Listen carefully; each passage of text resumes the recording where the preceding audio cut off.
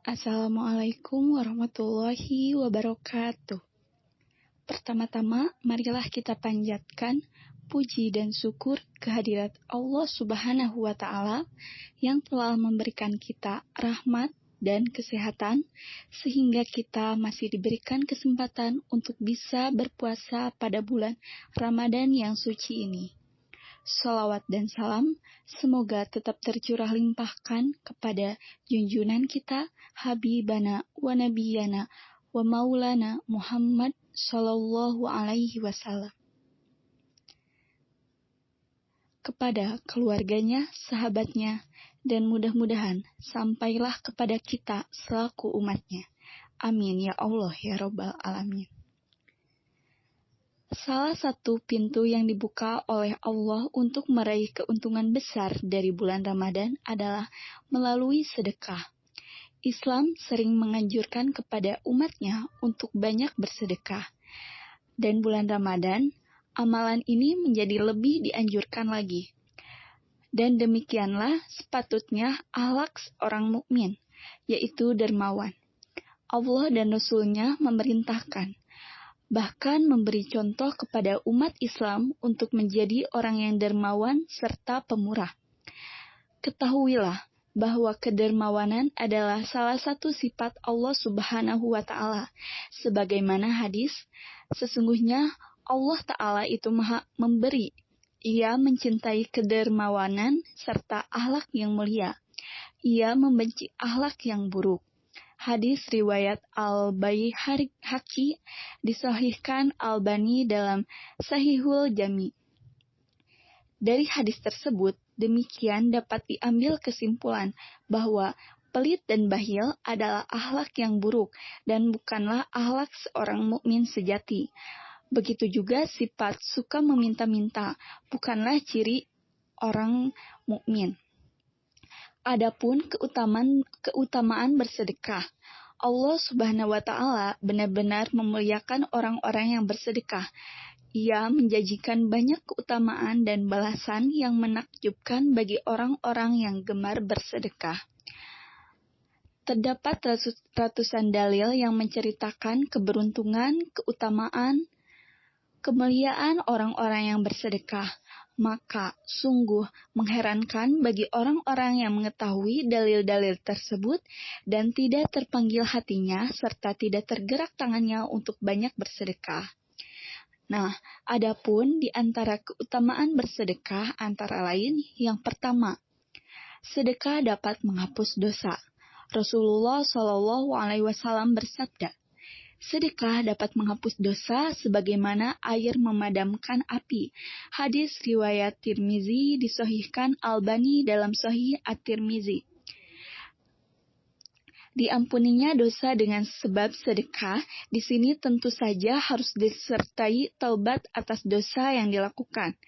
Tidak sebagaimana yang dilakukan sebagian orang yang sengaja bermaksiat, seperti korupsi, memakan riba, mencuri, berbuat curang, mengambil harta anak yatim, dan sebelum melakukan hal-hal ini, ia harus merencanakan untuk bersedekah setelahnya, agar impas tidak ada dosa.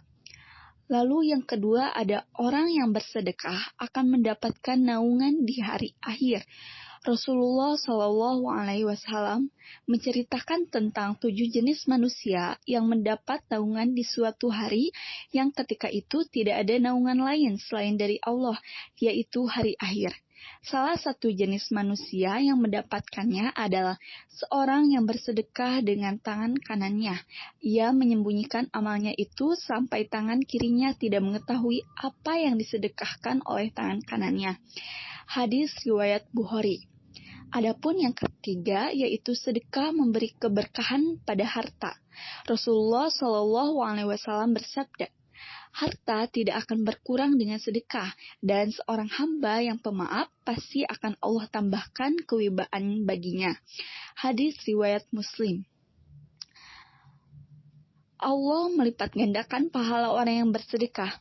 Allah Subhanahu wa Ta'ala juga berfirman, sesungguhnya orang-orang yang bersedekah, baik laki-laki maupun perempuan, dan meminjamkan kepada Allah pinjaman yang baik, niscaya akan dilipat gandakan ganjarannya kepada mereka, dan bagi mereka pahala yang banyak. Quran Surat Al-Hadid ayat 18.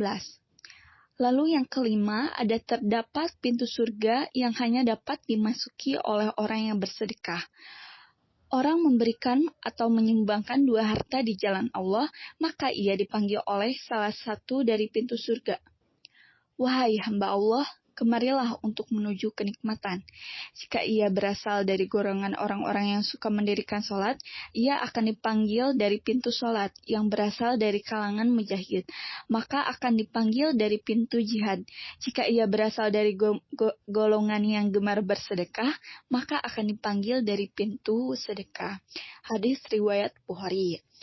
Yang keenam, ada sedekah akan menjadi bukti keimanan seseorang. Rasulullah Shallallahu Alaihi Wasallam bersabda, sedekah adalah bukti. Hadis riwayat Muslim. Yang ketujuh, ada sedekah dapat membebaskan dari siksa kubur. Rasulullah Shallallahu Alaihi Wasallam bersabda, sedekah akan memadamkan api siksaan di dalam kubur. Hadis riwayat Tabrani, disahihkan Albani dalam Sahih At-Targhib. Yang kedelapan, ada sedekah dapat mencegah pedagang melakukan maksiat dalam jual beli. Rasulullah Shallallahu Alaihi Wasallam bersabda, wahai para pedagang, sesungguhnya setan dan dosa keduanya hadir dalam jual beli. Maka hasilah jual beli kalian dengan sedekah. Hadis riwayat Tirmizi.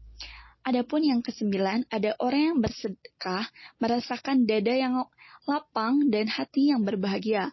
Rasulullah Shallallahu Alaihi Wasallam memberikan permisalan yang bagus tentang orang yang dermawan dengan orang yang pelit. Perumpamaan orang yang pelit dengan orang yang bersedekah seperti 2 orang yang memiliki baju besi, yang bila dipakai menutupi dada hingga selangkangannya.